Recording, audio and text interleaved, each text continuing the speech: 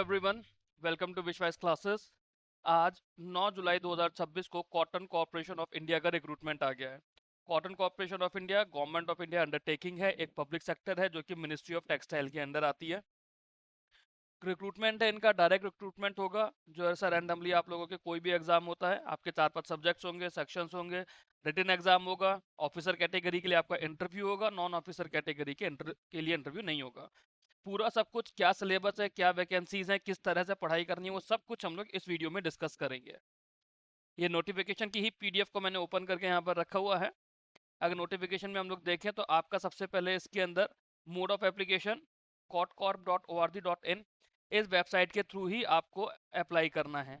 इस वेबसाइट के थ्रू आप लोग अप्लाई करेंगे, फिर आप लोग देखेंगे कि आपका क्या क्या प्रोसीजर्स हैं आगे। जैसे आप किसी भी एग्जाम का रजिस्ट्रेशन करते हैं, आप लोगों को रजिस्ट्रेशन करना है। ऑप्शन बहुत अच्छा है, काफ़ी अच्छे सैलरी पर्क्स हैं इसके अंदर। लास्ट डेट इसकी 24 जुलाई है, तो आज से ही आप लोग कर लीजिए अपना रजिस्ट्रेशन, क्योंकि रजिस्ट्रेशन ओपन हो चुका है 9 जुलाई से।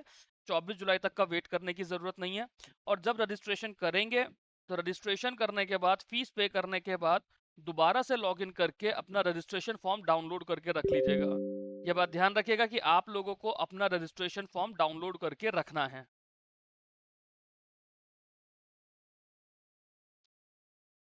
फिर इसके अंदर हेल्प फैसिलिटी वगैरह है, जो अभी आप लोगों के लिए नीड नहीं है इस चीज़ के लिए। बट हाँ, कोई भी अगर इश्यू होता है तो इनका ग्रीवियंस पोर्टल है, उस ग्रीवियंस पोर्टल के थ्रू आप लोग देख सकते हैं। Use of mobile device and other electronic devices band, तो ये तो हर जगह बैंड होते हैं, इसके अंदर मुझे कुछ ऐसा बताने की जरूरत नहीं है, ये एक ऑब्वियस चीज होती है। अगर इस नोटिफिकेशन में कोई भी चेंज आता है, कुछ भी इससे रिलेटेड आएगा, तो वो वेबसाइट पर ही एडेंडम आ जाएगा। एडेंडम आ जाएगा या कॉरिगेंडम आ जाएगा। कुछ भी अगर नोटिफिकेशन के अंदर चेंज आएगा, वो आपको यहीं पर वेबसाइट पे kotcorp.org.in पर विजिबल हो जाएगा। अब इसके अंदर आपके पास पोस्ट हैं और एज है, क्वालिफिकेशन है और नंबर ऑफ वैकेंसीज है। जैसे असिस्टेंट मैनेजर हमारी ऑफिसर कैटेगरी की पोस्ट होती है। ऑफिशियल लैंग्वेज के लिए चाहिए तो उसकी एक ही यूआर की वैकेंसी है, टोटल एक रेगुलर वैकेंसी है आपकी। अपर एज लिमिट 32 है। ये पोस्ट ग्रेजुएट डिग्री चाहिए इसके अंदर, जो आपकी राजभाषा ऑफिसर के लिए चाहिए होती है। बट इसके अंदर एक्सपीरियंस भी चाहिए, should have minimum of 1 year experience in any organisation of repute. फिर आपका असिस्टेंट मैनेजर आईटी है। असिस्टेंट मैनेजर आईटी, इसके अंदर भी एक ही पोस्ट है, 32 साल की एज लिमिट है। और क्वालिफिकेशन इसकी क्या है, बीटेक आईटी या सीएस। देखो, बीटेक आईटी और सीएस लिखा हुआ है, दैट मीन्स इलेक्ट्रॉनिक्स वाले, इलेक्ट्रिकल वाले, ये लोग एलिजिबल नहीं है। सिर्फ आईटी और सीएस, जो कंप्यूटर साइंस है, इंफॉर्मेशन टेक्नोलॉजी है, सिर्फ वही लोग एलिजिबल है। या फिर एमसीए, तो बीसीए वाले भी एलिजिबल नहीं है। या फिर एमबीए या पीजीडीएम हो आईटी सिस्टम्स में। नॉर्मल एमबीए वालों की बात नहीं हो रही है, जिनका आईटी में या फिर सिस्टम्स में एमबीए या फिर पीजीडीएम हो, वो लोग एलिजिबल हैं। एमएससी आईटी वाले एलिजिबल नहीं है। बीएससी आईटी वाले एलिजिबल नहीं है। 1 साल का एक्सपीरियंस इसके अंदर भी मांगा है, पब्लिक या प्राइवेट सेक्टर के अंदर, कि आपने रेस्पॉन्सिबल पोजीशन ली हो। अभी जो एक्सपीरियंस होता है ना, इसके अंदर देखो, कहीं पर भी ये मेंशन नहीं करा है कि आपको आईटी का ही एक्सपीरियंस चाहिए, बट आपकी डिग्री आईटी की होनी चाहिए। फिर आपकी मैनेजमेंट ट्रेनी की वैकेंसी है। मैनेजमेंट ट्रेनी मार्केटिंग की टोटल 7 वैकेंसीज हैं। टोटल 7 वैकेंसीज है, बट रिक्वायरमेंट क्या है, एमबीए या तो एग्री बिजनेस मैनेजमेंट हो, या फिर एग्रीकल्चर से रिलेटेड एमबीए की कोई और डिग्री हो जो एमबीए इक्विवेलेंट हो। तो एमएससी एग्रीकल्चर आई थिंक चल जाना चाहिए, श्योरिटी नहीं है उसकी। ऐसा डाउट है तो वो आपको ग्रीवियंस पोर्टल पर ही कंफर्म करना पड़ेगा। But agriculture related management equivalent to MBA, तो मैनेजमेंट है तो आपका एमएससी एग्रीकल्चर नहीं चलेगा। You need to have a management degree related to agriculture.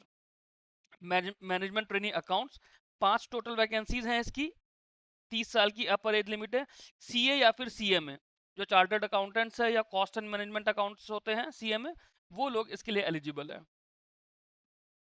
फिर अगला आता है जूनियर कॉमर्शियल एग्जीक्यूटिव। ये इंपॉर्टेंट है, जूनियर कॉमर्शियल एग्जीक्यूटिव की टोटल 50 वैकेंसीज हैं, जिसमें से यूआर की 20 हैं। इन 50 वैकेंसीज के लिए रिक्वायरमेंट क्या है, कि आपको बीएससी एग्रीकल्चर चाहिए 50% मार्क्स के साथ यूआर के लिए, और बाकी लोगों के लिए 45% मार्क्स। ठीक है, तो आपको 50% मार्क्स आपका बीएससी एग्रीकल्चर है, एमएससी एग्रीकल्चर है, तो आप लोग जूनियर कॉमर्शियल एग्जीक्यूटिव के लिए एलिजिबल हैं। जूनियर असिस्टेंट अकाउंट्स की 50 वैकेंसीज है। रिक्वायरमेंट क्या है, बीकॉम। तो बीकॉम अगर आप लोगों ने करा हुआ है, सिर्फ बीकॉम की बात हो रही है, बीबीए की बात नहीं हो रही। बैचलर्स इन फाइनेंस की बात नहीं हो रही, स्पेसिफिकली सिर्फ और सिर्फ बीकॉम बोला हुआ है, तो इक्विवेलेंट डिग्री कहीं नहीं लिखा है। जब तक इक्विवेलेंट डिग्री नहीं लिखी हो तब तक हम उस तरह की कोई और डिग्री की बात नहीं कर सकते हैं। तो बीकॉम है। बीकॉम अगर आप लोगों ने कॉमर्स पढ़ी हुई है, आपके कॉमर्स के फंडामेंटल्स टैक्सेशन वगैरह अच्छे से स्ट्रांग है, तो आप लोग जूनियर असिस्टेंट अकाउंट्स के लिए अप्लाई कर सकते हैं। फिर आता है जूनियर असिस्टेंट जनरल, जिसके लिए आप सब लोगों को तैयारी करनी चाहिए। टोटल 29 सीट्स हैं। एग्जाम ज़्यादा टफ नहीं होता, एग्जाम सिंपल होता है। जो क्वेश्चंस मैं कराऊंगा उन्हीं क्वेश्चंस के अंदर से आप लोगों का एग्जाम आएगा पूरा। तो जूनियर असिस्टेंट जनरल की कंप्लीट प्रिपरेशन मेरे चैनल पर अवेलेबल होगी। बाकी जितने भी हैं उनके लिए जो सब्जेक्ट स्पेसिफिक है वो मैं नहीं करवाऊंगा, बाकी सारी प्रिपरेशन जनरल रहेगी। 29 सीट्स हैं, 30 साल की अपर एज लिमिट है। रिक्वायरमेंट कोई भी ग्रेजुएशन हो, तो अब क्योंकि यहाँ पे डिग्री स्पेसिफिक नहीं है, तो जनरल पोस्ट है, कोई भी ग्रेजुएट पर्सन, चाहे बीटेक हो, बीएससी हो, बीई हो, कुछ भी हो, आपने ग्रेजुएट डिग्री ली हुई है, आप इसके लिए एलिजिबल हैं। ठीक है।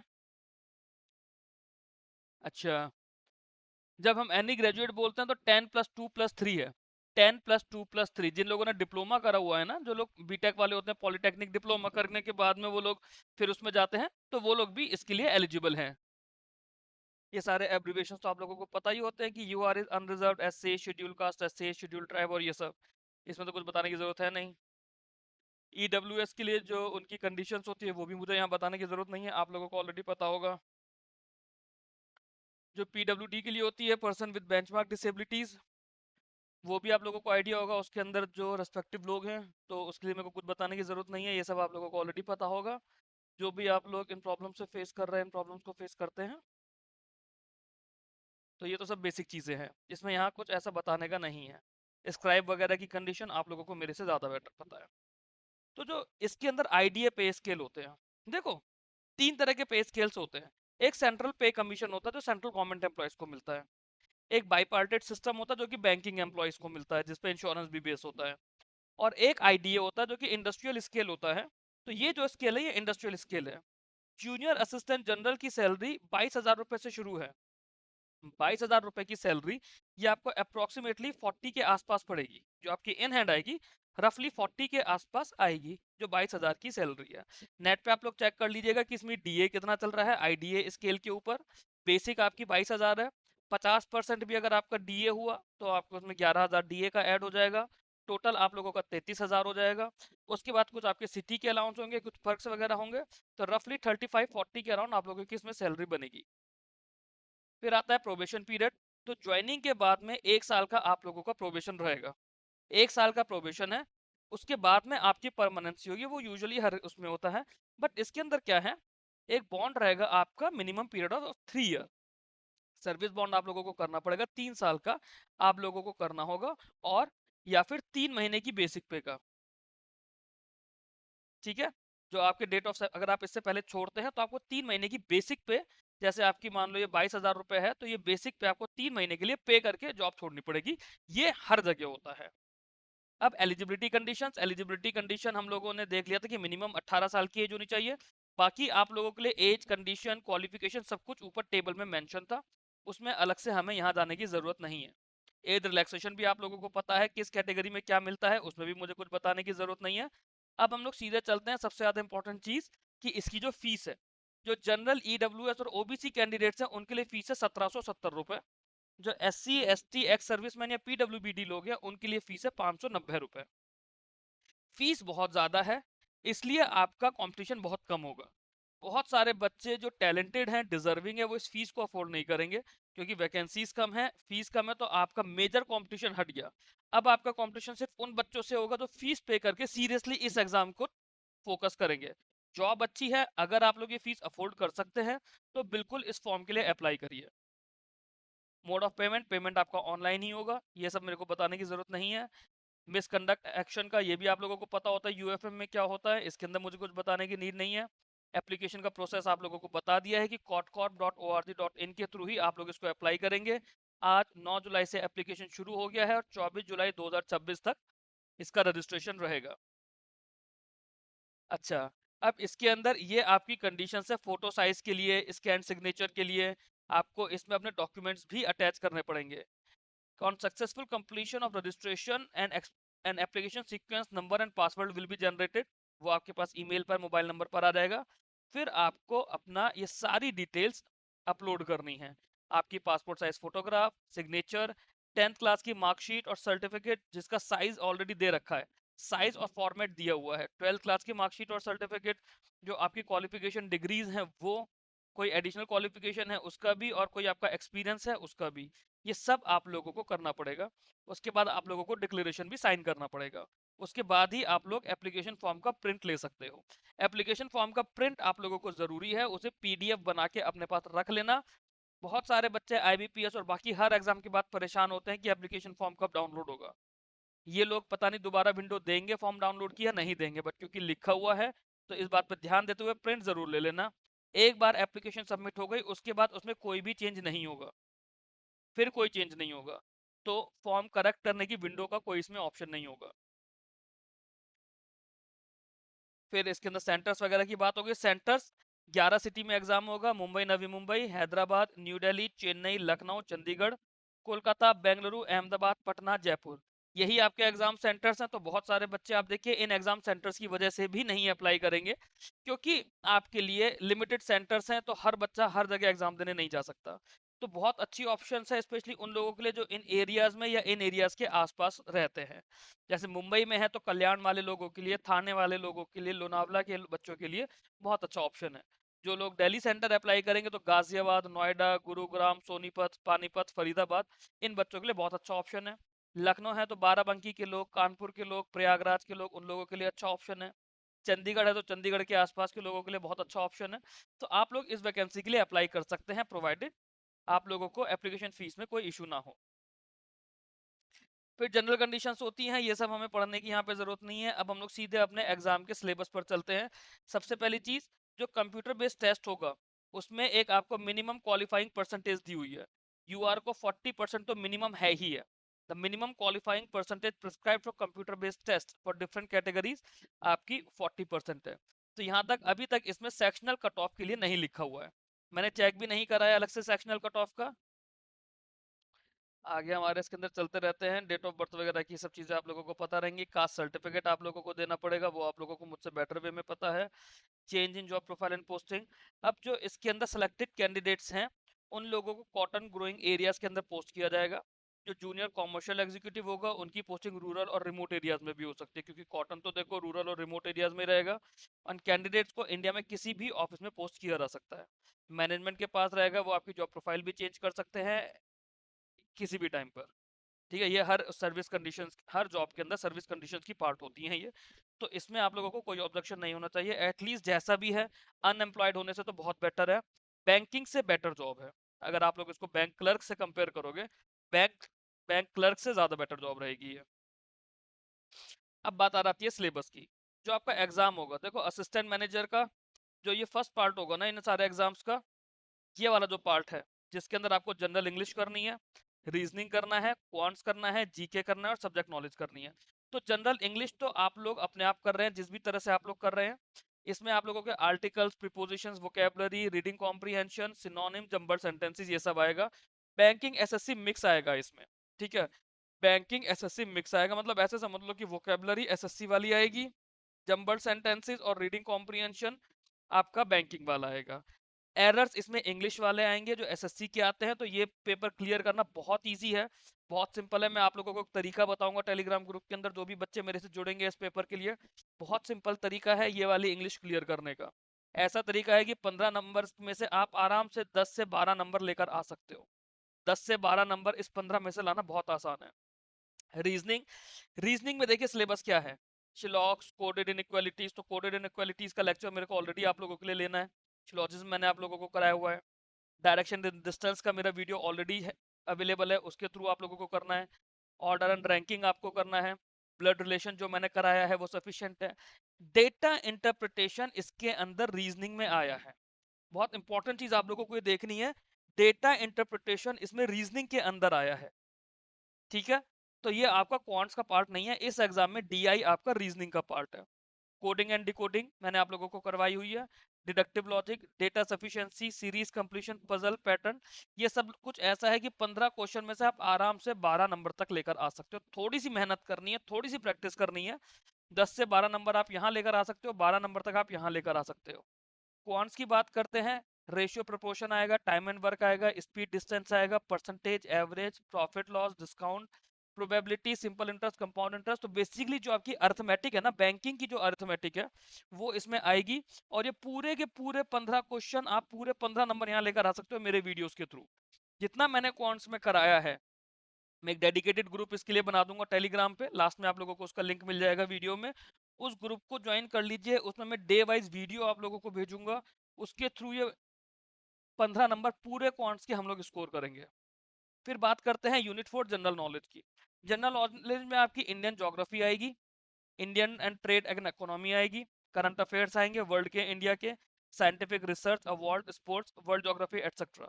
तो ये तो पूरा पार्ट है ना, world and India, scientific research, award, sports, ये सब हमारा करंट अफेयर्स का पार्ट होता है। ये पूरा पार्ट करंट अफेयर्स का एक सिंगल पार्ट है जो मेरे वीकली करंट अफेयर्स में आप लोगों को मिलता है, उसके बाहर इसमें कुछ नहीं आएगा। जो इंडियन ज्योग्राफी की बात हो गई, इंडियन ज्योग्राफी में आप लोगों को इसकी कराऊंगा, इंडियन ज्योग्राफी पूरी मैं आप लोगों को कराऊंगा। मैंने PDF already UP cooperative bank वाले ग्रुप में शेयर करी हुई है। इसके अलावा जो कॉटन वाला ग्रुप आएगा इसमें मैं प्रॉपर वीडियो आप लोगों को दूंगा, जिस तरह से नोटिफिकेशन का वीडियो है। कोशिश करूंगा कि आपको पीपीटी की फॉर्म में दूं, अगर नहीं हो पाया तो ऐसी पूरी पीडीएफ को वीडियो की फॉर्म में आप लोगों को मैं दे दूंगा। 3 से 4 घंटे में इंडियन ज्योग्राफी आपकी पूरी करा दूंगा, और इस तरह से होगी कि वो चीज आपकी टिप्स पर रहेगी। इंडियन ट्रेड एंड इकोनॉमी की बात करें तो इंडियन इकोनॉमी मैंने ऑलमोस्ट कराई हुई है, आरबीआई ग्रेड बी के अंदर भी कराई हुई है, और जो उसका बैंकिंग वाला फाइनेंशियल वाला पार्ट है वो मैंने बैंकिंग अवेयरनेस में कराया हुआ है। उसके अलावा 3-4 टॉपिक्स बचते हैं इंडियन इकोनॉमी के, जो मैं आप लोगों को इसके लिए प्रोवाइड करूंगा, आइदर वीडियो फॉर्म में या फिर पीडीएफ फॉर्म में। इंडियन इकोनॉमी भी मैं आप लोगों की कराऊंगा, ज्योग्राफी भी मैं आप लोगों की करा रहा हूँ, करंट अफेयर्स का पूरा पार्ट करा रहा हूँ, वर्ल्ड ज्योग्राफी भी आपकी कराऊंगा। इसमें से भी 15 में से आप ये मान के चलो कि 10 से 12 नंबर आप लेकर आओगे। अब जो सब्जेक्ट नॉलेज है ये आप लोगों को खुद से कवर करनी है, क्योंकि सब्जेक्ट स्पेशलाइजेशन मैं नहीं करा पाऊंगा। मेरा पार्ट इन पेपर्स में इतना ही रहेगा कि ये जो 60 नंबर हैं, इस 60 नंबर में अगर आप 10 नंबर भी इंग्लिश में लेकर आ रहे हो, 12 और 15 यहाँ लेकर आ रहे हो, तो आप लोगों के कितने नंबर और आते हैं? 10 और 12 22 और 15 37, और उसके बाद 10 नंबर मिनिमम यहाँ पर आप लेकर आ रहे हो।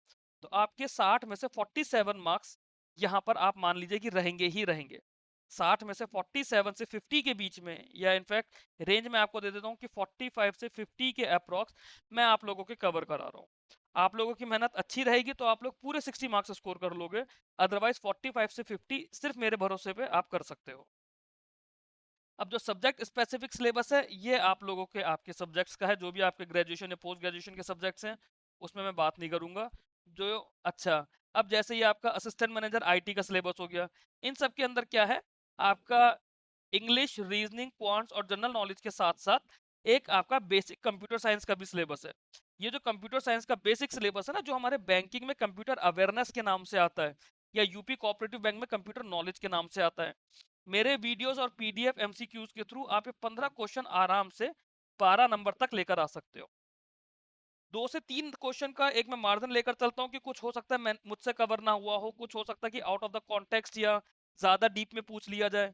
जैसे नेटवर्क्स आप पढ़ते हो, नेटवर्क में हम बैंकिंग अवेयरनेस के हिसाब से लिमिटेड पढ़ते हैं, बट नेटवर्क तो बहुत डीप सब्जेक्ट है। सिमिलरली डेटाबेस बहुत डीप है, ऑपरेटिंग सिस्टम बहुत डीप है। ये तो बीटेक के सब्जेक्ट्स है ना, हम बीटेक के हिसाब से तो नहीं पढ़ते। जो हम लोग बैंकिंग अवेयरनेस में पढ़ रहे हैं और जो आईटी ऑफिसर वाले एग्जाम के लिए पढ़ते हैं, दोनों के लिए इन सब्जेक्ट्स की डेप्थ अलग होती है। तो अगर कुछ ऐसा ज्यादा डीप में पूछ लिया जाए, उसके लिए हम लोग 1 2 या 3 नंबर का मार्जिन लेकर चलते हैं। तो 12 नंबर तक इस कंप्यूटर नॉलेज को आप मेरे वीडियोस के थ्रू कवर कर सकते हैं। फिर ये इसका सब्जेक्ट का आपका सिलेबस है, digital logic, computer organisation, programming, data structure, algorithm. ये आप लोगों को अपने बीटेक के सब्जेक्ट से ही या बीटेक के नोट्स में से पढ़ना है, या फिर जो कोई आईटी ऑफिसर के लिए तैयारी कर रहा है आप लोगों को वहां से पढ़ना है। फिर मैनेजमेंट ट्रेनिंग की बात होती है, इसके अंदर भी ये 5 सब्जेक्ट्स तो कॉमन ही है कंप्यूटर प्रोफिशिएंसी तक। उसके बाद में आप लोगों का सब्जेक्ट नॉलेज आएगा, तो सब्जेक्ट नॉलेज आप लोगों को खुद से मैनेज करनी है। इस चीज के लिए मेरे पास कोई सॉल्यूशन नहीं होगा। Same with management training accounts के लिए, जो मैनेजमेंट ट्रेनिंग अकाउंट्स है उसके लिए भी आप लोगों को ये खुद से करना है। इसमें अकाउंटिंग का सारा सिलेबस है जो आप लोगों ने बीकॉम में पढ़ा होगा। अब बीकॉम का पार्ट है तो ये तो आई थिंक आप लोगों को आना चाहिए सारा। एडवांस अकाउंटिंग है, टैक्सेशन है, टाइम वैल्यू ऑफ मनी है। फिर आपका जूनियर कॉमर्शियल एग्जीक्यूटिव का है। जूनियर कॉमर्शियल एग्जीक्यूटिव के लिए भी क्या दिया हुआ है इसके अंदर, वो 120 क्वेश्चंस रहेंगे, इसमें 10-10 क्वेश्चंस आएंगे, किसी किसी सेक्शन के 15 है। और फिर आपकी सब्जेक्ट नॉलेज आ जाएगी जिसके अंदर आप लोगों से एग्रीकल्चर रिलेटेड पूछा जाएगा। अब ये जो एग्रीकल्चर है, इसका कुछ पार्ट आपके नाबार्ड ग्रेड ए के सिलेबस के साथ में है, कुछ पार्ट उससे अलग है। जो नाबार्ड ग्रेड ए का पार्ट है वो तो मैं करवा रहा हूँ, जैसे फील्ड क्रॉप्स मैंने करवाए हैं, वीड मैनेजमेंट मैंने करवाया है, ऑर्गेनिक फार्मिंग मैंने करवाया है, यही चीज है, या फिर फार्म पावर एंड मशीनरी मैंने करवाया है। ये वो पार्ट है, सॉइल का बेसिक्स मैंने करवाया है, पूरी माइक्रोबायोलॉजी नहीं कराई है। ये वो पार्ट है जो नाबार्ड ग्रेड ए के अंदर भी आता है, तो ये चैप्टर्स तो नाबार्ड ग्रेड ए में आपको मिल जाएंगे। अदरवाइज ये चीज आपको जो भी आप जहां से भी आपने अपना एग्रीकल्चर पढ़ा है, अपने कॉलेज के नोट्स में से रिवाइज करना होगा। जूनियर असिस्टेंट अकाउंट्स के सिलेबस की बात करी जाए तो 5 यूनिट्स तो सेम ही है हमारी।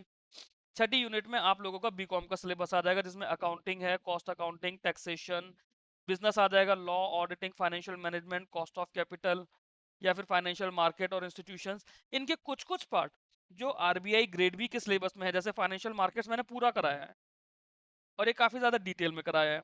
ऑर्गेनाइजेशन थ्योरी मैंने ये सब कुछ करवाया है, जितना भी है ऑर्गेनाइजेशन के अंदर भी काफी कुछ कराया है, ऑर्गेनाइजेशन थ्योरी में भी, ऑर्गेनाइजेशन बिहेवियर में भी, ह्यूमन रिसोर्स मैनेजमेंट में भी। अलग अलग एग्जाम्स के अंदर मैंने काफी कुछ ये चीजें ऑलरेडी कवर कराई हुई हैं, बट आप लोगों ने जहां भी ग्रेजुएशन में पढ़ा है वहां से आप लोगों के लिए बेस्ट है। अब ये हम लोगों का इंपॉर्टेंट जूनियर असिस्टेंट जनरल, जिसके लिए हम लोग यहाँ फोकस करेंगे अपने ग्रुप में भी, यूट्यूब पर भी, टेलीग्राम पर भी। इसमें यूनिट 1 आपकी इंग्लिश की जनरल यूनिट है। मैं आप लोगों को डेली का टारगेट बताऊंगा कि डेली आप लोगों को क्या क्या करना है इंग्लिश के अंदर। वोकेबलरी मैंने 200 वर्ड्स के शॉर्ट्स डाले हुए हैं, मैं आने वाले दिनों में आप लोगों को 500 वर्ड्स की वोकेबलरी प्रोवाइड करूंगा, जिसमें आपके सिनोनिम्स भी मिलेंगे आप लोगों को। जंबल सेंटेंसेस आप लोगों को खुद से करना है, जनरल इंग्लिश के आर्टिकल्स, प्रीपोजिशन आप लोगों को खुद से करना है। मौका पड़ पाया मेरे को टाइमिंग के साथ में तो शायद मैं वीडियो दे पाऊंगा, अदरवाइज मैं जहां से बोलूंगा, जो भी एसएससी के वीडियोस हैं, एसएससी इंग्लिश की, आप टॉपिक वाइज एरर कर लो, टॉपिक वाइज एरर की प्रैक्टिस कर लो। मैं डेली आपको टॉपिक दूंगा यूट्यूब पे, जिस टीचर की इंग्लिश समझ आ रही है, जरूरी नहीं कि कोई बहुत बड़े ब्रांड के पास जाओ, कोई छोटा टीचर भी है जिसका भी आप लोगों को समझ आ जाए, वहां से कर लो। एसएससी के प्रीवियस ईयर क्वेश्चंस, रीजनिंग पूरी आप लोगों को मैं करवा रहा हूँ, क्वांट्स आप लोगों को पूरा मैं करवा रहा हूँ, जनरल नॉलेज आप लोगों को पूरा मैं करवा रहा हूँ। ये सब्जेक्ट्स आप मेरे भरोसे रखिए, और जो आपका बेसिक कंप्यूटर नॉलेज है ये भी आप लोगों को मैं करवा रहा हूँ। इस पर्टिकुलर पेपर की अगर बात की जाए, 5 पार्ट्स में 120 एमसीक्यूज हैं आपके, 120 मिनट आपको मिलेगा। सबसे अच्छी चीज क्या है इसके अंदर? सबसे अच्छी चीज ये है कि आपका सेक्शनल टाइम नहीं है, कोई सेक्शनल टाइम नहीं है, तो इसलिए इस पेपर को अटेम्प्ट करना, क्लियर करना बहुत ईजी है, बहुत ज्यादा इजी। 120 मिनट में आपको ये 25 क्वेश्चन करने हैं जीके के, हार्डली इसके लिए 5 से 8 मिनट लगेंगे, 5 से 8 मिनट। आपको कंप्यूटर के 30 क्वेश्चंस करने हैं, इन 30 क्वेश्चंस के लिए हार्डली 8 से 9 मिनट लगेंगे। तो आप अगर ये देखो ना, आपके 15 मिनट के अंदर अंदर ये 2 सेक्शन पूरे हो जाएंगे, विद इन 15 मिनट। अभी भी आपके पास 105 मिनट बचे हैं, 120 में से 15 मिनट में आपने 2 सेक्शन कर दिए, 105 मिनट बचे हैं आपके पास। उस 105 मिनट में से अगर आप 10 मिनट भी लोगे ना, तो इंग्लिश के लिए 10 मिनट बहुत ज्यादा है। जिस तरह से आप लोगों को मैं प्रैक्टिस बताऊंगा, आप लोगों के लिए इंग्लिश के 10 मिनट बहुत ज्यादा है। 10 मिनट में आप लोगों की इंग्लिश हो जाएगी, आपके पास 95 मिनट्स बचेंगे। 95 मिनट्स में आप लोगों को सिर्फ 45 क्वेश्चंस करने होंगे, क्वांट्स और रीजनिंग के। तो ये तो बहुत बहुत ज्यादा सिंपल है, बहुत ज्यादा सिंपल इस चीज को अटेम्प्ट करना। जॉब ये मानकर चलो, ट्रस्ट करोगे अगर मेरे ऊपर, तो जॉब आप लोगों की पक्की ही समझो इसके अंदर, ये वाली। फिर ये आप लोगों के फॉर्मेट से जो भी आप लोग कास्ट और कैटेगरी के देते हो, या फिर अपने इनकम वगैरह के देते हो, ओबीसी के लिए, एससी एसटी के लिए, ये सब तो आई डोंट थिंक मेरे को इसके अंदर कुछ ऐसा बताने की जरूरत है आप लोगों को, ये सब लोग आप लोग मुझसे ज्यादा बेटर समझते हो।